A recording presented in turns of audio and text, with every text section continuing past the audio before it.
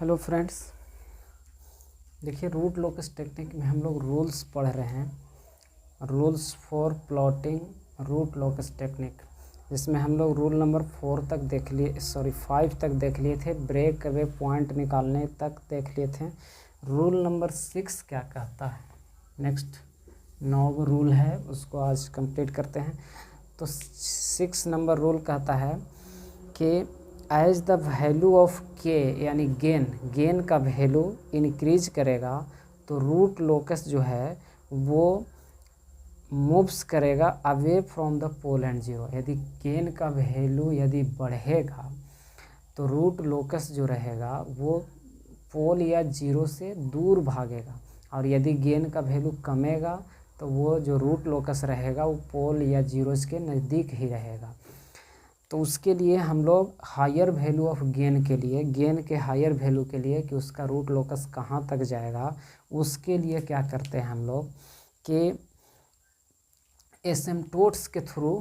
Asymptotes find करेंगे और उसके थ्रू हम डिटरमाइंस करते हैं। तो सबसे पहले इसमें 2 को निकालना होता है हमको। Determination of intersection point of asymptotes with real axis. सबसे पहले एसिम्प्टोट्स होगा क्या, तो एसिम्प्टोट्स ऐसा होता है कि जैसे कोई ग्राफ है तो उसको से कोई पॉइंट से होकर के ऐसे लाइन जाता है इमेजिनरी एक्सिस को कट करते हुए, इसी को हम इस लाइन को क्या बोलते हैं, एसिम्प्टोट्स बोलते हैं, जो फाइंड करेंगे। तो एसिम्प्टोट्स रियल एक्सिस पर किस बिंदु पर इंटरसेक्ट करेगा वो हमको निकालना होता है कि ये जो लाइन हम खींचेंगे वो कहाँ से खींचेंगे, एक्स एक्सिस के किस पॉइंट से, यहाँ से खींचेंगे, यहाँ से खींचेंगे, यहाँ से, वो चीज़ हमको फाइंड करना है। एसिम्प्टोट्स इसको बोलते हैं। तो एसिम्प्टोट्स के लिए हम सबसे पहले इसमें 2 प्रोसेस करना होता है हमको। तो पहला करना है determination of intersection point of asymptotes with real axis, यानी रियल एक्सिस पर एसिम्प्टोट्स किस पॉइंट पर कट करेगा उसको निकालना है। तो सबसे पहले हम नंबर ऑफ एसिम्प्टोट्स निकालते हैं। नंबर ऑफ एसिम्प्टोट्स,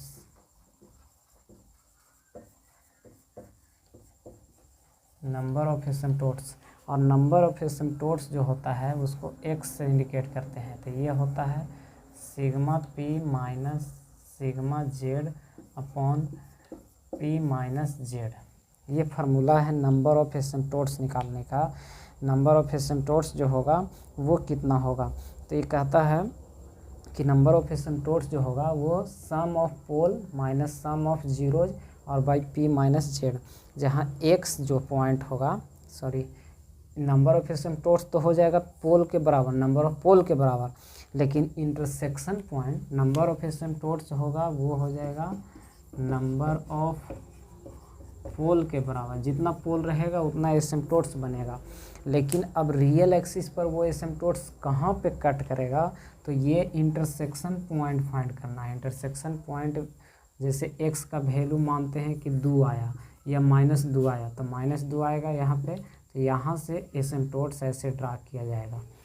ठीक है, तो ये पॉइंट हमको फाइंड करने के लिए क्या करना है कि sigma p minus sigma z upon p minus z करना है, जहाँ सिग्मा p क्या है, तो सम ऑफ ऑल इंडिविजुअल पोल, जितने भी पोल हैं वो सब का जोड़ है, समेसन पोल की संख्या का, माइनस सम ऑफ जीरो जितना भी रहेंगे उसके संख्या के जोड़, और बटा पोल की संख्या माइनस जीरोज की संख्या, इससे हमको भागा देना है।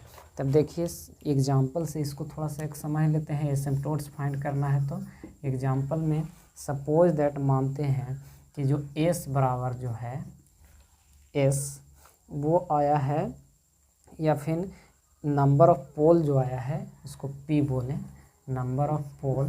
तो नंबर ऑफ पोल आया है एक 0 यानी s का वैल्यू 0, एक -1 और एक -2, ये पोल आया है इतना। और 0 जो आया है वो जीरोज कितना आया है, तो एक 1 आया है और एक 4 आया है। ये पोल हो गया, 3 पोल आया है, जिसमें एक पोल का वैल्यू s बराबर 0 है, एक s बराबर -1 है, एक s बराबर -2 है, और 0 जो आया है उसमें एक s बराबर 1 है, एक x बराबर 4 है। तो अब हम सबसे पहले क्या निकालेंगे, सिग्मा p। तो सिग्मा पी बराबर क्या होगा, सबको जोड़ दीजिए।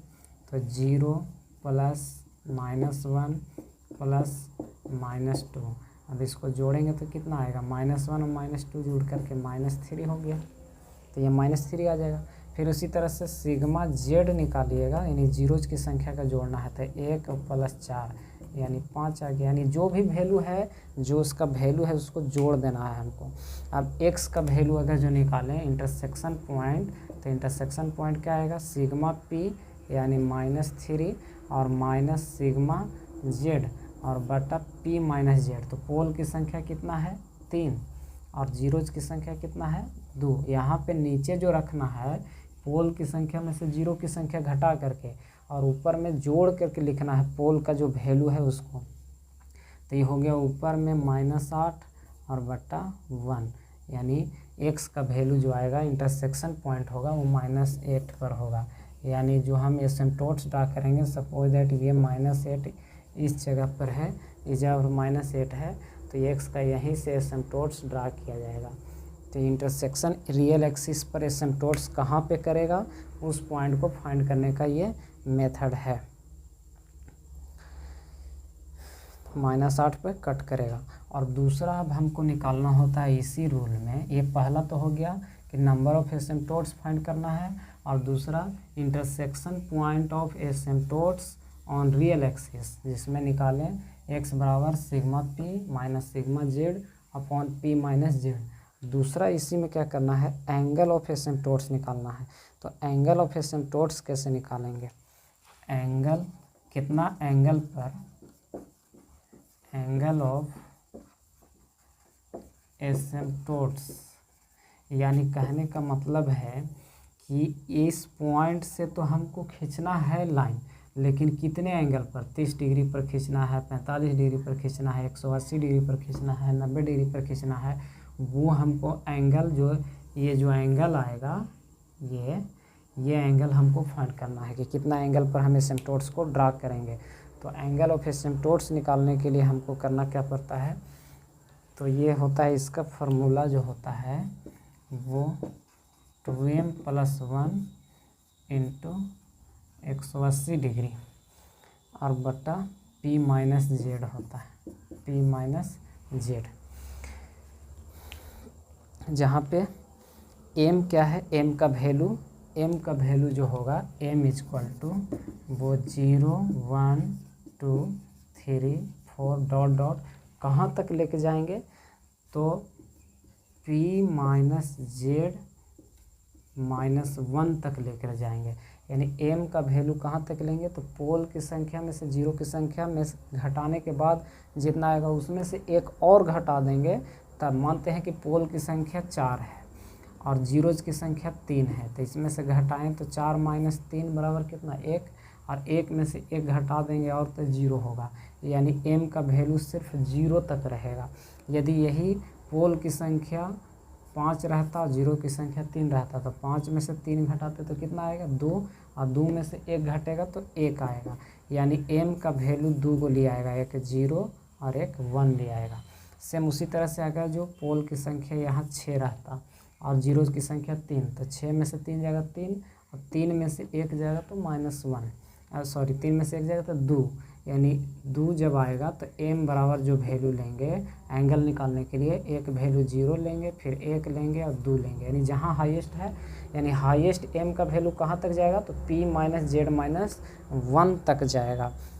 यहाँ तक हमको वैल्यू को लेना है एंगल ऑफ एसिम्प्टोट्स फाइंड करने के लिए। अब एंगल ऑफ एसिम्प्टोट निकालने के लिए यही फार्मूला रखना है, 2m + 1 इंटू 180 डिग्री बटा p माइनस जेड। m का वैल्यू हमको लेना है 0 से स्टार्ट करके p माइनस जेड -1 तक लेना है। तो जितना एंगल आएगा उतना एंगल पर एसिम्प्टोट्स हम ड्रा करेंगे इस पॉइंट से।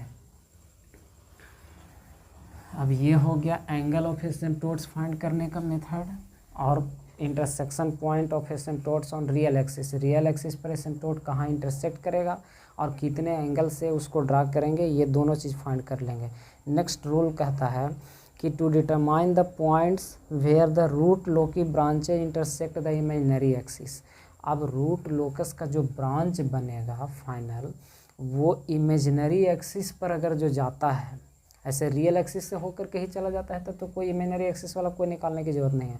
लेकिन यदि इमेजिनरी एक्सिस को इंटरसेक्ट कर रहा है तो इमेजिनरी एक्सिस को किस पॉइंट पर इंटरसेक्ट करेगा वो वैल्यू क्या होगा, ओमेगा का वैल्यू कितना होगा। जैसे रूट लोकस सपोज दैट ऐसे बना ये, तो ये पॉइंट कितना लेंगे, यहाँ से इसको आना चाहिए था, यहाँ से या और ऊपर से आना चाहिए था। तो ये चीज़ हमको फाइंड करना है कि root locus branch imaginary axis को कहाँ पे कट करेगा वो निकालना है हमको। तो उसके लिए क्या करेंगे, सबसे पहले हमको एस बराबर जे ओमेगा पुट करना होता है। सबसे पहले रूल है कि put s equal to j omega in the characteristic equation. Characteristic equation में एस के जगह पर हमको जे ओमेगा पुट कर लेना है और makes real part and imaginary part equal to zero. फिर रियल पार्ट और इमेजिनरी पार्ट को दोनों को अलग अलग ज़ीरो के बराबर करना है और उसको सोल्व करना है, ठीक है, इक्वेशन को ओमेगा के वैल्यू के लिए और के वैल्यू। एस बराबर जे ओमेगा पुट करेंगे तो ओमेगा का वैल्यू निकलेगा और के का वैल्यू निकलेगा, दोनों से, एक से रियल पार्ट से एक इमेजिनरी पार्ट से। अब इसको हम कैसे निकाल सकते हैं, तो इसको निकालने का जो है अलग अलग मेथड है, दो मेथड है। यानी कि इमेजिनरी एक्सिस पर रूट लोकस कहाँ पे कट करेगा उसको फाइंड करने का दो मेथड है। फर्स्ट मेथड क्या कहता है, फर्स्ट मेथड कह रहा है कि यूजिंग रूथ स्टेबिलिटी क्राइटेरियन, जो अभी पढ़े हैं आप लोग रूथ स्टेबिलिटी क्राइटेरियन, तो रूथ स्टेबिलिटी क्राइटेरियंस के हेल्प से भी हम क्या कर सकते हैं, निकाल ले सकते हैं कि इमेजिनरी एक्सिस पर कहाँ पे कट करेगा वो।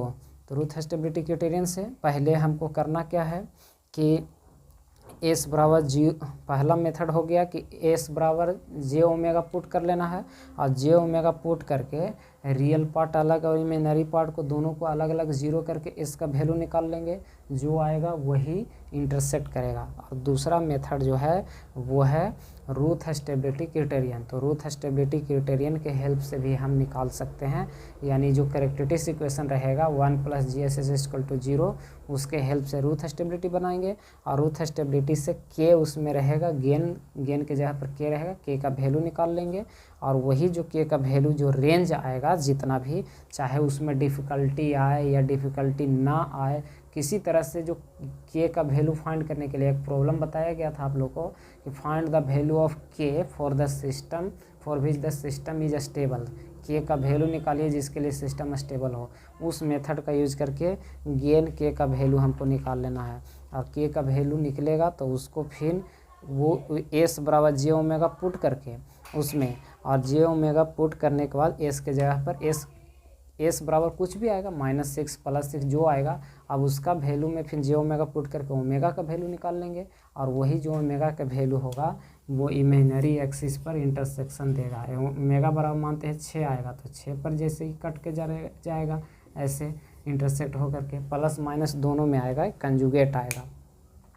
नेक्स्ट रूल में क्या कहता है, अगला 8वां रूल जो है उसमें इसको दो मेथड हो गया, इमेजिनरी एक्सिस पर कहाँ इंटरसेक्ट करेगा उसको फाइंड करने के। पहला एक कि जो कैरेक्टरिस्टिक इक्वेशन में है उसमें डायरेक्ट एस बराबर जे ओमेगा पुट कर दीजिए और ओमेगा का वैल्यू सॉल्व कर लीजिए, वो डायरेक्ट दे देगा। दूसरा है कि रूथ स्टेबिलिटी क्राइटेरियन से भी हम निकाल सकते हैं एस का वैल्यू, और एस का वैल्यू फिर जो आएगा उसमें एस के जगह पर जे ओमेगा पुट कर लेंगे तो ओमेगा का वैल्यू निकल जाएगा। नेक्स्ट है अगला 8वां रूल जो है 8 रूल, इसको थोड़ा ध्यान दीजिएगा, ये सब बार कैलकुलेट करने की ज़रूरत नहीं होता है। कह रहा है कि to determine the angle of departure and angle of arrival in case of complex pole, यानी पोल यदि आए, सपोज दैट कोई कैरेक्टरिस्टिक इक्वेशन से सोल्व किए तो ये पोल आ गया -2 + J6 ऐसे कम्प्लेक्स नंबर में आएगा, यानी पोल कम्प्लेक्स यदि आएगा तो उस केस में हम एंगल ऑफ अराइवल और एंगल ऑफ डिपार्चर हम निकालेंगे। तब एंगल ऑफ सबसे पहले निकालना है हमको डिपार्चर एंगल निकालना है कि जो वहाँ से जो पोल रहेगा उससे ब्रांच जाएगा। डिपार्चर मैंने क्या होता है, जैसे आप लोग ट्रेन के बारे में भी सुने होंगे कि ये ट्रेन मतलब कुछ स्पेसिफिक टाइम पर 10:20 पर इस स्टेशन से डिपार्चर करेगी, तो वहाँ से प्रस्थान करना होगा। और अराइवल मैंने होता है क्या, पहुँचना। अब एक जगह से कहीं प्रस्थान करेगा तो दूसरी जगह कहीं पहुंचेगा, तो अराइवल कितने एंगल पर होगा ब्रांच का, और फिर डिपार्चर कितने एंगल पर होगा, वो दोनों निकालना है। तो departure angle of complex pole के लिए क्या होता है, एंगल ऑफ डिपार्चर क्या होगा, और ये तभी निकालेंगे जब पोल कॉम्प्लेक्स आएगा तब। तो फाई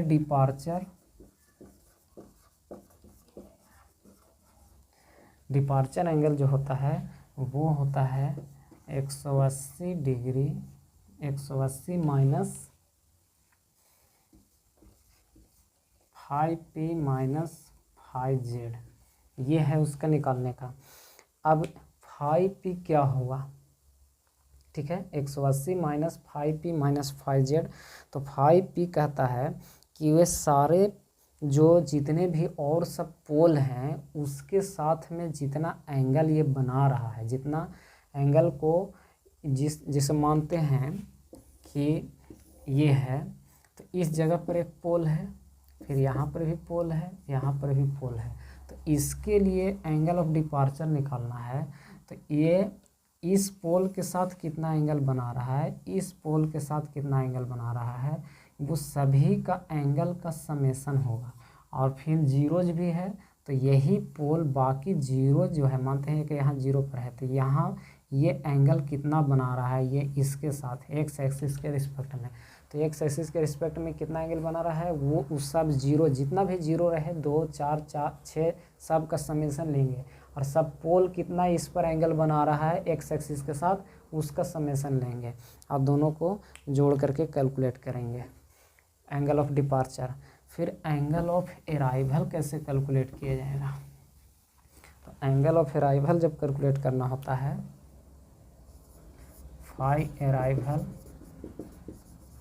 तो ये होता है 180 plus 180 degree plus five P minus five Z. Same वही केस, सिर्फ इसमें क्या हो जाएगा, प्लस हो जाएगा, यानी सारे पोल का एंगल को जोड़ देंगे, सारे जीरोज के एंगल को जोड़ देंगे एक्स एक्सिस के साथ जिस पोल के लिए निकाल रहे हैं, और 180 उसमें जोड़ देंगे, ये एंगल ऑफ अराइवल निकल जाएगा। तो एंगल ऑफ अराइवल और एंगल ऑफ डिपार्चर हमको निकालना है। फिर अब लास्ट में हमको अगला वैल्यू क्या करना होता है कि determine the value of k on root loci. 9th rule में हमको क्या करना है, के का वैल्यू फाइंड करना है रूट लोकस पर, गेन का वैल्यू। 9th रूल में के जो है ये गेन का वैल्यू क्या होगा, तो के के लिए हमको करना क्या है कि के इक्वल टू होता है product of length of vector drawn from the poles of open loop transfer function to point p. किसी पॉइंट पर कितना जो है वेक्टर ड्रा किया गया है उस सारा का लेंथ जोड़ देंगे, सॉरी प्रोडक्ट कर देंगे, और बट्टा में product of length of vector drawn from the zeros of open loop transfer function to point P.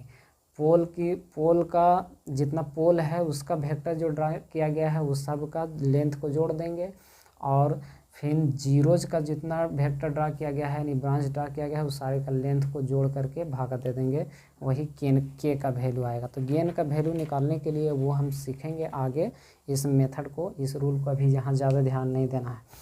फिलहाल देख लेते हैं एक प्रॉब्लम कैसे सोल्व होगा, थोड़ा सा टाइम तो लगेगा, और एक प्रॉब्लम देख लीजिएगा तो ज़्यादातर ये आपका मेथड क्लियर हो जाएगा।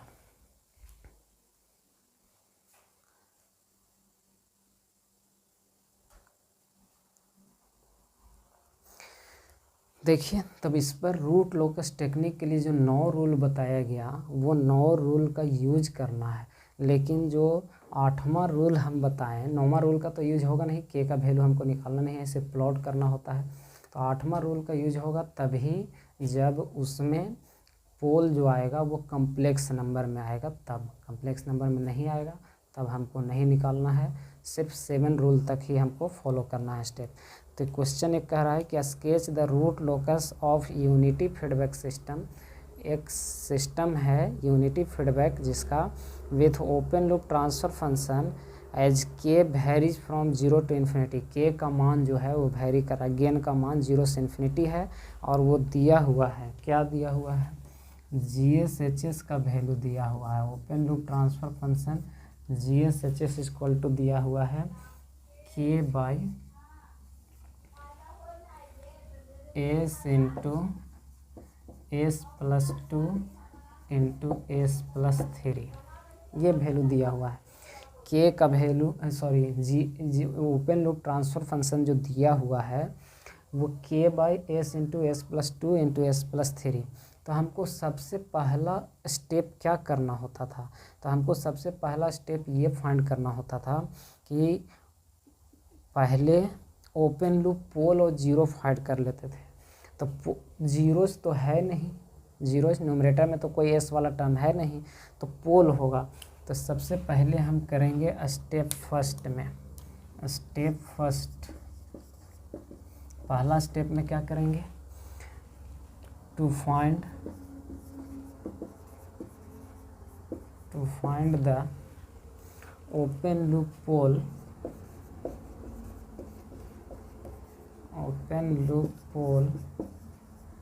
And open loop zeros. याद कीजिए फर्स्ट रूल में बताया गया था कि ओपन लूप पोल और ओपन लूप जीरो फाइंड करना है। तो अब हम पोल जीरोज तो है नहीं, तो पोल क्या होता है, डिनोमिनेटर वाला जो टर्म होता है उसको जीरो के बराबर करते हैं, S plus 2 into s plus 3 factor form में। तो यहाँ से आ जाएगा एक एस बराबर 0, इससे 0 के बराबर करेंगे तो एस प्लस 2 बराबर 0, तो एस बराबर -2 आ जाएगा, और एक एस प्लस 3 बराबर 0 करेंगे तो एस बराबर -3 आ जाएगा।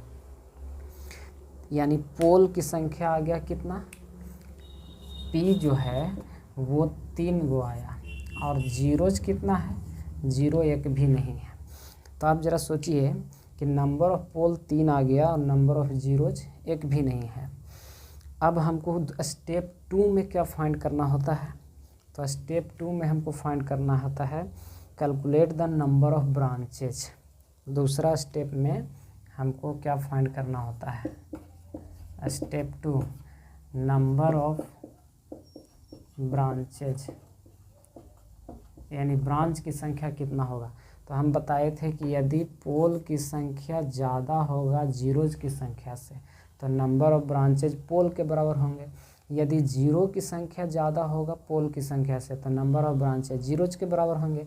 तो यहाँ देखिए पोल की संख्या 3 है और जीरोज की संख्या 0 है, यानी कि P जो है वो ग्रेटर देन है 0 से, इसलिए नंबर ऑफ ब्रांचेज जो होंगे, नंबर ऑफ ब्रांच बनेंगे वो पोल की संख्या के बराबर 3 वो बनेगा। पोल की संख्या 3 है तो नंबर ऑफ ब्रांचेज 3 आ जाएगा। ये कर लिए हम फर्स्ट स्टेप और सेकंड स्टेप दोनों कैलकुलेट कर लिए। तीसरा स्टेप में अब हमको क्या करना है, थर्ड स्टेज में हमको क्या करना होता है, सेंट्रॉइड पता करना होता है, या फिर हम सेंट्रॉइड बोलें या फिर इंटरसेक्शन पॉइंट जो होता है उसको फाइंड करते हैं। उसको एक्स एक्सिस पर जो एसिम्प्टोट्स जहाँ पे इंटरसेक्ट करता है उसको सेंट्रॉइड भी बोलते हैं। तो स्टेप 3 में हम कैलकुलेट द सेंट्रॉइड, तो सेंट्रॉइड बोलें या intersection point of asymptotes on real axis, तो उसको एक्स से इंडिकेट करते हैं या सिग्मा से भी इंडिकेट करते हैं। तो ये होता था formula sigma P minus sigma Z upon P minus Z. तब देखिए पोल की संख्या कितना कितना आया था, पी बराबर एक आया था 0, एक -2 और एक -3, और 0 तो एक को भी नहीं किया था।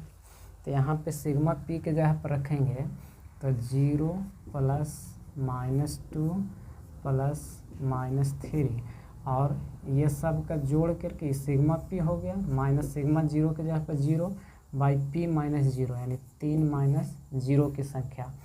तो ये हो गया ऊपर में -2 और -3 -5 और बटा 3, यानी -5/3 आएगा, और -5/3 आएगा कितना, -1.667, यानी x का वैल्यू या सेंट्रॉइड का वैल्यू जो है वो निकाल लिए -1.667।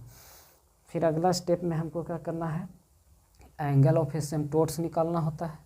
तो एंगल ऑफ एसिम्प्टोट्स इसमें हमको कैलकुलेट द एसिम्प्टोट्स में दो चीज़ करना होता था, एक नंबर ऑफ एसिम्प्टोट्स निकालना होता है और एक angle of asymptotes.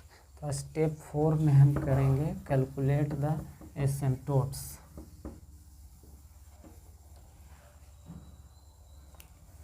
Step 4 calculate the asymptotes. तो इसमें पहला हम निकालेंगे नंबर ऑफ एसिम्प्टोट्स। तो नंबर ऑफ एसिम्प्टोट्स क्या होता है, तो ये होता है बराबर p माइनस जेड। पोल की संख्या 3, जीरो की संख्या 0, यानी पोल के बराबर हो गया, पोल जो ज़्यादा है सो। अब एंगल ऑफ एसिम्प्टोट्स निकालने के लिए बोले थे, दूसरा में एंगल ऑफ एसिम्प्टोट्स। तो एंगल ऑफ एसिम्प्टोट्स थीटा बोले या फिर जो भी, तो एंगल ऑफ एसिम्प्टोट्स के लिए बताया गया था फार्मूला 2m + 1 इंटू 180 डिग्री और बटा में क्या था p माइनस जेड, जहाँ m का वैल्यू 0 से लेकर के कहाँ तक जाएगा, p माइनस जेड माइनस 1। तो p माइनस जेड माइनस 1 कीजिएगा तो ये कहाँ तक जाएगा, पोल की संख्या 3, जीरो की संख्या 1 भी नहीं और -1, यानी आ जाएगा ये 2, यानी m का वैल्यू जो होगा एक 0, एक 1 और एक 2, 2 तक 3 गो वैल्यू ले आएगा, 2 तक लेना है हमको। तो अब इसमें पोल का अब अलग अलग वैल्यू रख करके निकालिए, m का वैल्यू अलग अलग रखने से थीटा का वैल्यू निकलेगा। तो जब m का वैल्यू जब 0 रखेंगे इसमें तो ये 0 हो जाएगा, यहाँ पे रख दीजिए 2m + 1 इंटू 180 डिग्री और पोल माइनस जेड का वैल्यू, p माइनस जेड का वैल्यू 3 में से 0 घटाएंगे तो 3 आएगा। तो जब m का वैल्यू 0 रखेंगे तो ये 1 हो जाएगा, 180/3 हो जाएगा 60 डिग्री। जब m का वैल्यू 0 तो ये आ गया 60 डिग्री। दूसरा m का वैल्यू जब 1 रखेंगे, इसमें इस इक्वेशन में 1 रखेंगे तो 2 + 1 3 और 3/3 कैंसिल आउट हो गया, 180 डिग्री, यानी दूसरा आ जाएगा 180 डिग्री। और m का वैल्यू जब 2 रखा जाएगा तो इसमें 2 रखिएगा तो 2 दूना का 4, 4 और 1 5, 5/3 और गुने 60, 180, 180/3 60 और 60 बचे 300 हो गया, ये 300 डिग्री आ गया, यानी 3 गो आ गया हमारा angle of asymptotes. 0 degree 60 degree, 180 degree और 300 डिग्री, ये 3 गो एसिम्प्टोट्स हमको ड्रा करना है, एक 60 डिग्री पर, एक 180 डिग्री पर और एक 300 डिग्री पर। नेक्स्ट स्टेप में हमको क्या करना है, अगला स्टेप में कैलकुलेट करना है ब्रेक अवे पॉइंट।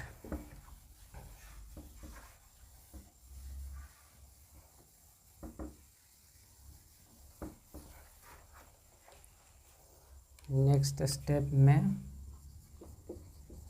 स्टेप 6 है, जितना भी हो, स्टेप 6 या 5, स्टेप 5। तो हमको कैलकुलेट करना है break away point. Break away point का वैल्यू कैसे निकालेंगे, तो ब्रेक अवे पॉइंट का वैल्यू के लिए बोले थे कि हमको 1 + GSHS का वैल्यू 0 के बराबर करना है, और 0 के बराबर करके हमको उसमें निकाल लेना है S का वैल्यू, और S का वैल्यू आ जाएगा, वही होगा क्या, ब्रेक अवे पॉइंट, S का वैल्यू उसमें निकाल देंगे। तो बताए थे ये, वो पहले हम निकाल लेते हैं कैरेक्टरिस्टिक इक्वेशन, कैरेक्टरिस्टिक इक्वेशन से निकालते हैं।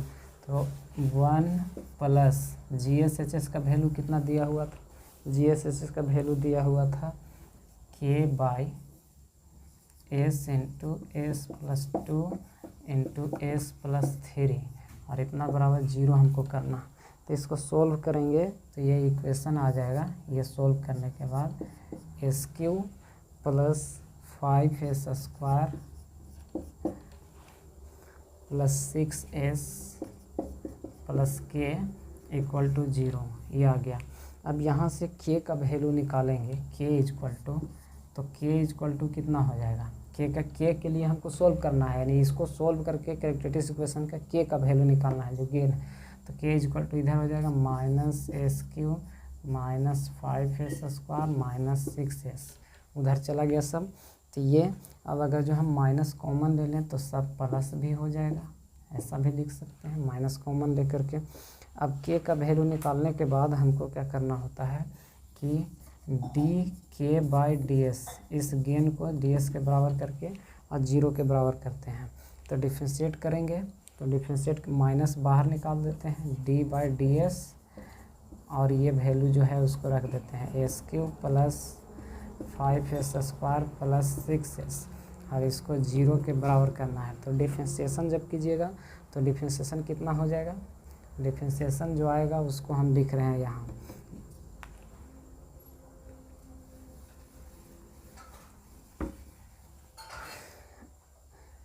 यह हो जाएगा 3s² + 10s + 6, और माइनस जो था वो उधर जाके 0 हो गया सारा चीज़।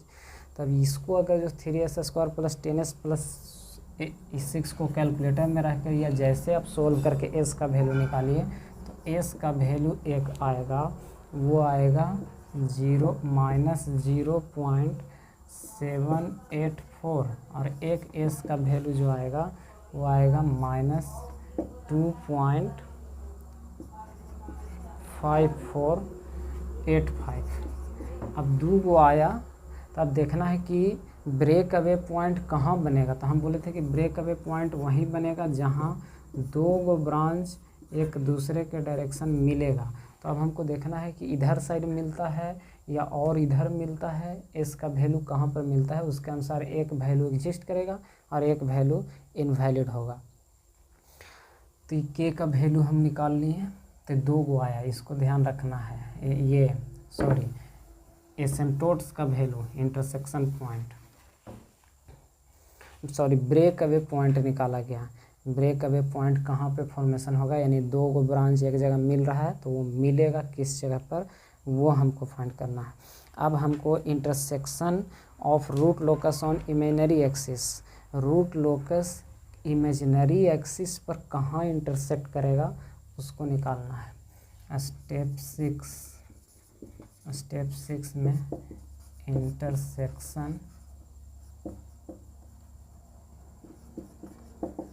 Intersection of root locus on imaginary axis, imaginary axis पर कहाँ पे कट करेगा। तो उसके लिए हम क्या बोले थे कि 2 मेथड है। एक तो कैरेक्टरिस्टिक इक्वेशन में s बराबर j⍵ पुट करके ओमेगा का रियल पार्ट को अलग करके इमेजिनरी पार्ट को अलग करके निकाल लीजिए वैल्यू ओमेगा का। और दूसरा सबसे सिंपल मेथड था कि आपको ये करना है,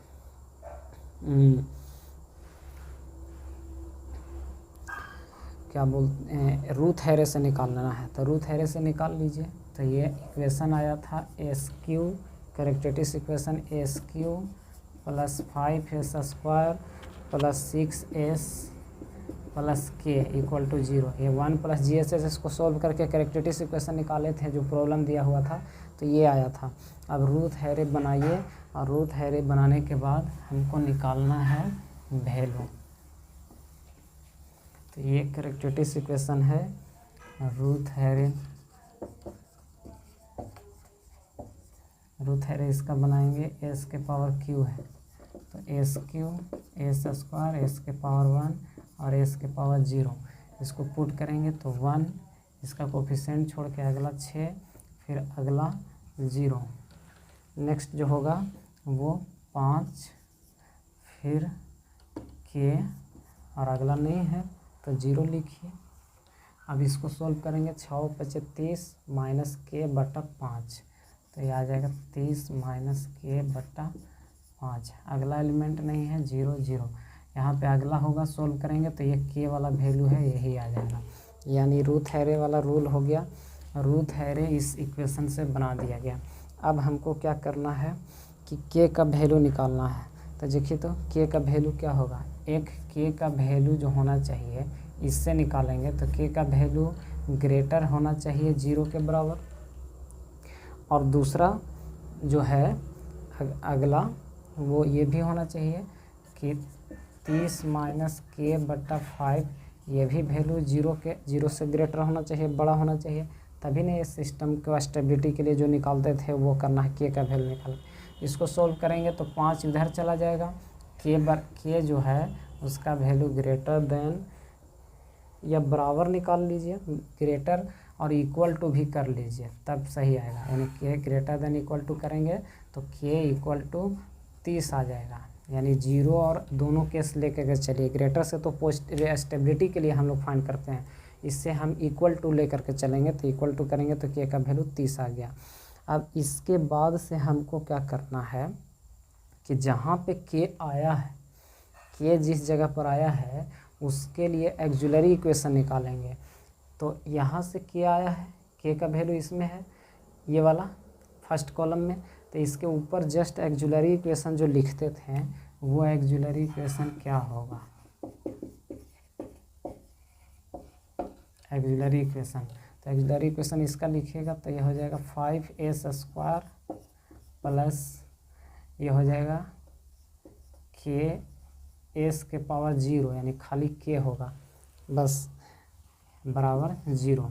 अब यहाँ से हम सॉल्व करेंगे, के का वैल्यू यहाँ फाइंड कर लिए हैं तो 5s² प्लस के इक्वल टू 30 बराबर 0। अब इसके बाद एक्जुलरी इक्वेशन निकाल के का वैल्यू पहले निकाल करके जब 0 आया और 0 से बड़ा 30 आया तो 30 जो वैल्यू आया उससे क्या करेंगे, दो वैल्यू आया 0 से 30 के बीच में हम ले सकते हैं, तो 0 से 30 के बीच में रखना है तब जो हाईएस्ट वैल्यू है मैक्सिमम वैल्यू उसी को लेकर के चलें। तो 30 वाला जो रखें हम, अब इस इक्वेशन एक्जुलरी इक्वेशन रख करके यहाँ से एस का वैल्यू आएगा और एस का वैल्यू जो आएगा उसमें फिर हमको जे ओमेगा पुट कर देना है। तो यहाँ से करेंगे तो 5s² बराबर -30, 5 से कटेगा तो ये 6 हो जाएगा, यानी s² इक्वल टू -6, एस बराबर क्या हो जाएगा √-6। अब एस का वैल्यू हम निकालेंगे तो ये हो जाएगा प्लस माइनस दोनों वैल्यू आता है -6। अब यहाँ से हमको एस बराबर हमको जे ओमेगा पुट करना है, तो जे ओमेगा कब पुट करेंगे, अभी इसमें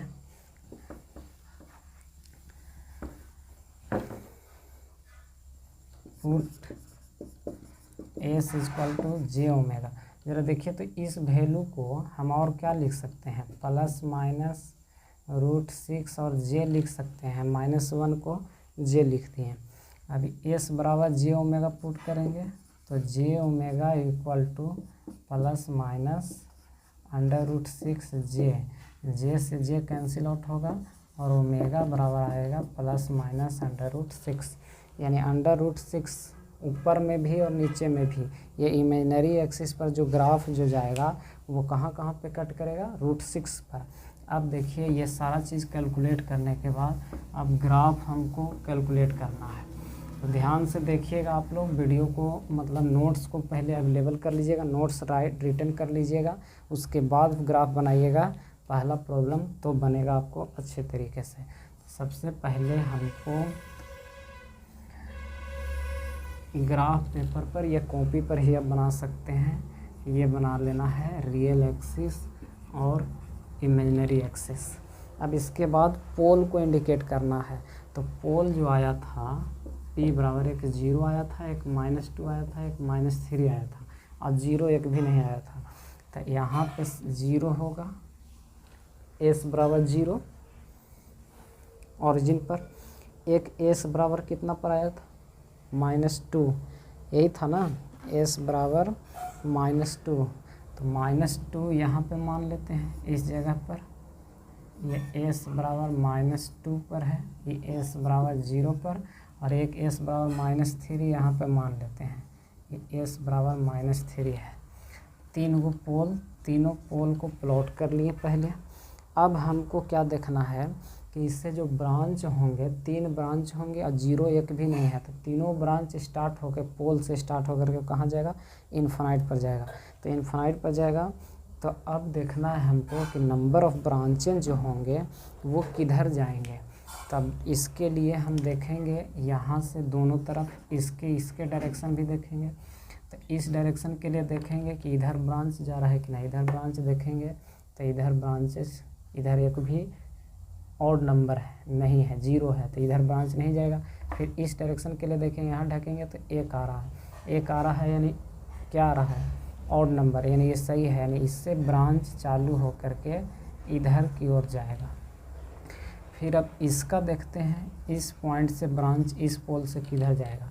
तो इस डायरेक्शन के लिए हम देखते हैं इधर के लिए, तो इधर से ढक के देखेंगे तो एक है यानी ऑड नंबर है, यानी इधर सही हो रहा है, तो इधर ब्रांच जाएगा। इधर जाएगा कि नहीं, तो इधर देखेंगे तो इधर से तो 1 और 2 को हो गया, यानी इवन नंबर हो गया, तो इधर डायरेक्शन में ब्रांच नहीं जाएगा। अब सेम उसी तरह से फिर इसके लिए भी निकालेंगे, तो इसके लिए भी पॉइंट इंडिकेट करते हैं हम। तो अब देखते हैं कि इससे ब्रांच इधर जाएगा इस डायरेक्शन में, राइट साइड या लेफ़्ट साइड। तो पहले हम लेफ़्ट साइड के लिए देखते हैं, लेफ़्ट साइड रखेंगे तो इधर में देखिए 1 2 को पोल है, यानी इवन नंबर में है, तो इधर नहीं जाएगा। तो इस डायरेक्शन के लिए देखते हैं तो 1 2 3 हो गया, यानी ये सही हो गया, ऑड नंबर में है। तो इससे ब्रांच यहाँ से चालू हो करके और जाएगा, कहाँ तक जाएगा, तो ये इन्फिनिटी तक जाएगा। सपोज दैट ये इन्फिनिटी हो गया। और ये जो यहाँ 2 ब्रांच एक ही डायरेक्शन में आ रहा है, तो कहीं पे ब्रेक अवे पॉइंट बना है, तो ब्रेक अवे पॉइंट का वैल्यू निकाले थे। और ब्रेक अवे पॉइंट का वैल्यू कितना आया था, देखिए 2 वैल्यू आया था। ब्रेक अवे पॉइंट में एक आया था s बराबर -0.784 और एक s बराबर आया था -2.5485, ये वैल्यू आया था s बराबर। तो अब जरा सोचिए कि ब्रेक अवे पॉइंट ये -2 के इधर तो कोई बन नहीं रहा है, 2 ब्रांच मिल नहीं रहा है, तो जब नहीं मिल रहा है तो ये वाला वैल्यू इनवैलिड हो गया। और ये ब्रेक अवे पॉइंट यहाँ पे 0 से लेकर के कहाँ -0.784, यानी जहाँ मिला ये ब्रेक अवे पॉइंट बना, और ये है कितना, s बराबर -0.784, यानी ग्राफ में दिखाइएगा जो वैल्यू, वहाँ पे जा कर के इसको मिला देना है। अब इसके बाद फिर हम क्या निकाले थे, और भी निकाले थे। तो ये ब्रेक अवे पॉइंट होगा, तो इससे इधर से भी ग्राफ जा रहा है, इधर से भी ब्रांच जा रहा है, तो ये ब्रांच दोनों तरफ टर्मिनेट हो जाएगा, इधर भी चला जाएगा और इधर भी चला जाएगा। तो इधर जो जाएगा इसको ऐसे चला जाएगा और इधर से ऐसे जाएगा, लेकिन इमेजिनरी एक्सिस पर कहाँ पे कट करेगा, ये ब्रांच दोनों डायरेक्शन में निकलेगा। यहाँ से जो ब्रेक अवे पॉइंट दोनों वाला मिला तो इधर जाएगा, और ये भी इधर जाएगा। कहाँ तक जाएगा, इनफाइनाइट तक जाएगा, क्योंकि पोल है नहीं। तो अब हमको देखना है कि ये कहाँ तक जाएगा। तो इमेजिनरी एक्सिस पर आया था एक +√6 और एक -√6, तो +√6 -√6 जहाँ पे आएगा वैल्यू, वहाँ से हम ग्राफ इसको खींच देंगे। ये तो बन गया। और एसिम्प्टोट्स हमको फाइंड करना था, तो एसिम्प्टोट्स फाइंड करना है 3 गो। पहला एसिम्प्टोट्स के लिए पॉइंट जो निकाले थे, इंटरसेक्शन पॉइंट ऑफ एसिम्प्टोट्स, वो कितना आया था, intersection point of asymptotes on real axis पर वो आया था -1.667। तो -1.667 जो है ये 0.784 से तो इधर ही बनेगा कहीं पे। तो सपोज दैट यहाँ पे है, ये पॉइंट है -1.667। इस पॉइंट पर एसिम्प्टोट्स ड्रा करना है, और एसिम्प्टोट्स हमको 3 गो ड्रा करना है, एक 60 डिग्री पर, एक 180 डिग्री पर, एक 300 डिग्री पर। तब एसिम्प्टोट्स ड्रा कीजिए। इस पर एक एंगल बना दिए 60 डिग्री का, ये थोड़ा सा दिक्कत है, यहाँ पे चांद से रह करके हम मेजर कर लेंगे। तो ये हो गया एक्स एक्सिस से ये 60 डिग्री पर, 60 डिग्री पर एक एसिम्प्टोट्स बना दिए।